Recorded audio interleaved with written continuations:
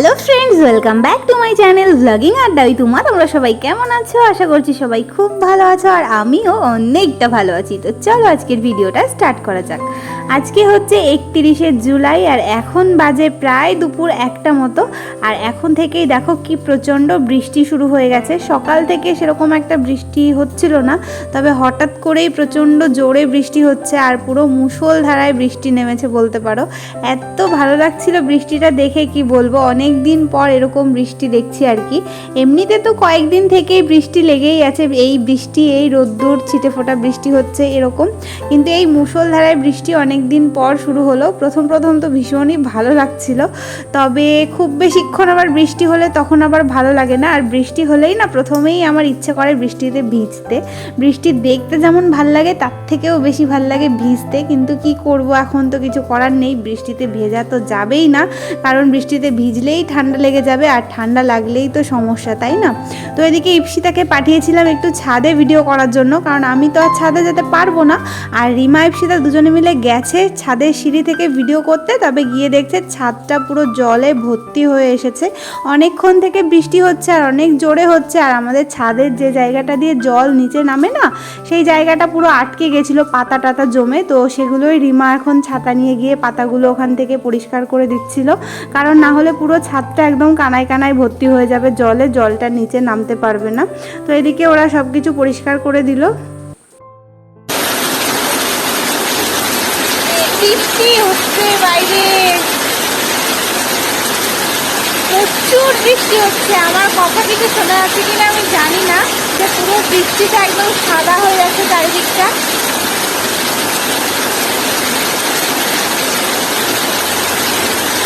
সারাল পাচ্ছি না, আর এখন ভেজাও যাবে না। যদি কেউ জানতে পারে যে আমি এখানে ভিডিও করতে এসেছি, বড়মশাই বা মা আমাকে একদম শেষ করে দেবে। তো চলো তারপরে আগে ঘরে যাই। তোমাদের দেখালাম বাইরে পুরো ঝমঝম করে বৃষ্টি হচ্ছে, আর আমি স্নান দান সেরে চলে এসেছি, আর এসে এখন একটুখানি রেস্ট নিচ্ছি। খাওয়া দাওয়া হয়ে গেছে দুপুরের। আর এই যে রিমা এদিকে এখন জানলার ধারে বসে বসে বৃষ্টি দেখছে।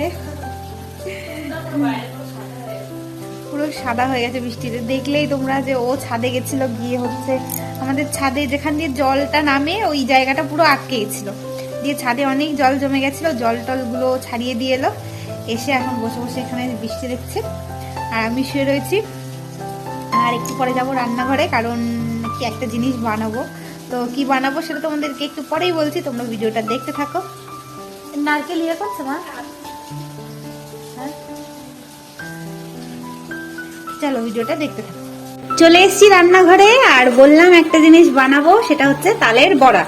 তালটা আগের দিন রিমা মেখে রেখেছে, তবে এটা দিয়ে বড়া বানাবো করে হচ্ছিল না। আজকে ফাইনালি বানাতেই হবে, না হলে তালটা নষ্ট হয়ে যাবে। তো এদিকে এই যে নারকেলও নিয়ে এসেছি, নারকেলটা এখন ফাটিয়ে নেব। না, নারকেল ফাটাতে ভয় লাগে, হাত একদিন চেপে ধরেছিল। বাবা শক্ত কেন?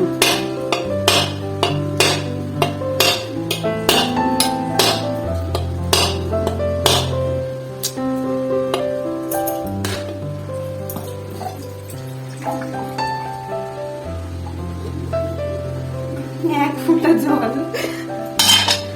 এইটুকুনি জল হয়েছে, হায় রে কপাল। অনেক যুদ্ধ করে ফাটালাম নারকেলটা, এবার এটা পুড়িয়ে দিতে হবে।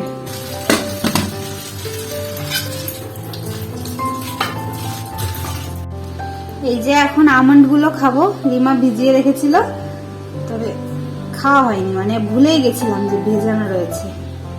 এখন এটা খেয়ে নেবো আগে, তারপরে বাকি কাজ আছে।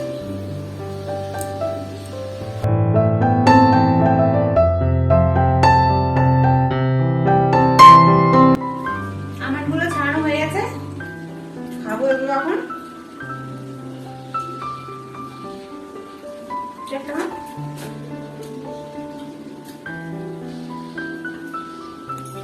চলো খেয়ে নিই, নারকেল কুড়িয়ে নিই, পরে দেখা হচ্ছে।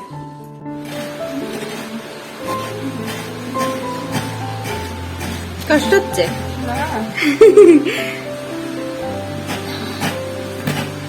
এই প্রথম সবকিছু প্রথম এক্সপিরিয়েন্স, তাল মাখা প্রথম, নারকেল কুড়ানো প্রথম, বড়া ভালো হবে না। না না, ভালো হবে এত বড়া, স্পেশাল হবে, স্পেশাল। এই যে তালটা নিয়ে বসে পড়েছি, এবার এর মধ্যে দিয়ে দেবো চিনি প্রথমেই। আরো দে।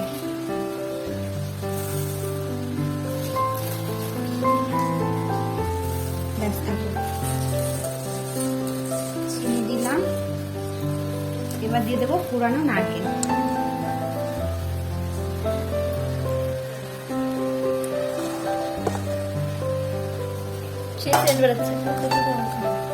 খাবি? নারকেল কোড়াটা দিলাম, এবার এটাকে ভালো করে একটু মেখে নেব। ভালো লাগবে কিন্তু, টেস্টি টেস্টি। ময়দা দিয়ে দে। এবার দেবো ময়দা, চালের গুঁড়ো আর একটু সুজি দে। প্রথমে একটু ময়দা দিয়ে দিলাম, এই যে একটু চালের গুঁড়ো চেলে নিয়েছি নারকেলের থালার মধ্যেই, তো এটাকে এখন দিয়ে দেবো। আর সুজিও দিয়ে দিয়েছি।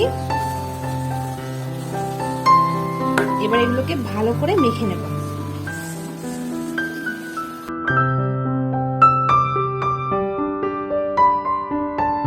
তো এই যে সব ইনগ্রেডিয়েন্টস গুলো আমি ভালো করে মেখে নিয়েছি। এখন এর মধ্যে দিয়ে দেবো লবণ, খুবই অল্প দেবো, কারণ আগে থেকে না একটুখানি লবণ দেওয়াই ছিল। ব্যাস, এইটুকুই লবণ দেবো। এটা দিয়ে আরেকটু মেখে নিয়ে তারপরে ভাজবো। গরম গরম ফুলুরি, তালের ফুলুরি।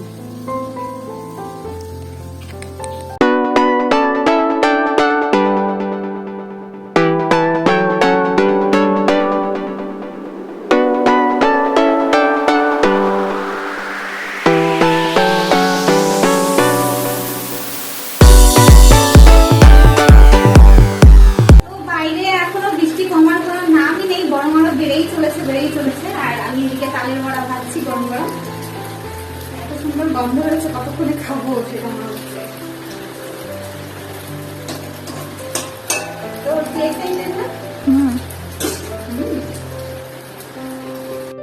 এদিকে তো আমার তালের বড়াগুলো মোটামুটি ভাজা প্রায় হয়েই এসেছে। এর আগে 2-3 বার করে ভেজে বাবা মাকে দিয়ে এসেছি, তবে আমরা 3জন এখনো খাইনি।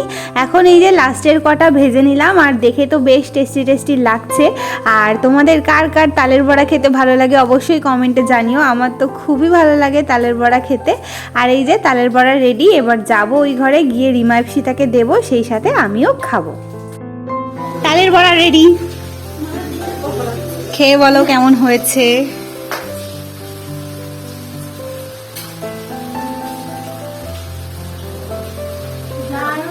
মিষ্টি হয়েছে ঠিকঠাক? আমি এখনো খাইনি, আমি টেস্ট করব। আমিও একটু টেস্ট করি।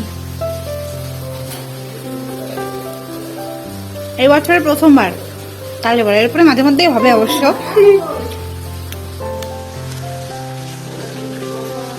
সত্যি ভালো হয়েছে বড়াগুলো। একটা খেয়েছি, তারপর থেকে খেয়েই যাচ্ছি। কতক্ষণ থাকবে জানি না, অল্প কটা বড়া।